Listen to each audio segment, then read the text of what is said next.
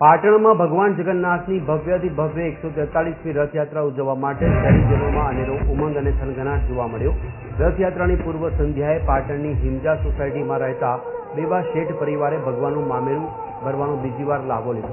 ત્યારે સાંજના સમયે જગદીશ મંદિરના કાર્યકરો અને ટ્રસ્ટીઓ વાજતે યજમાનના નિવાસસ્થાને મામેરું લેવા પહોંચ્યા હતા। ત્યારે યજમાન પરિવાર દ્વારા તમામનું ઉમળકાભેર સ્વાગત કરવામાં આવ્યું હતું। યજમાનના નિવાસ સ્થાનેથી ભગવાન જગન્નાથજી, ભાઈ બલભદ્ર અને બહેન સુભદ્રાના હીરાજડિત અલંકારો, પીળા પિતાંબર, રેશમી વસ્ત્રો, સંગીતની સુરાવલીઓ સાથેની મામેરા યાત્રા નીકળી હતી। આ યાત્રામાં એક બગી, એક બેન્ડ, 3 ડીજે, વિવિધ રાસ મંડળીઓ, અદ્યતન લાઇટ ડેકોરેશન સાથેની જાજરમાં મોસાળ યાત્રા શહેરના રાજમાર્ગો પર નીકળતા જય રણછોડ માખણ ચોરના નાદથી માર્ગો ગુંજી ઉઠ્યા।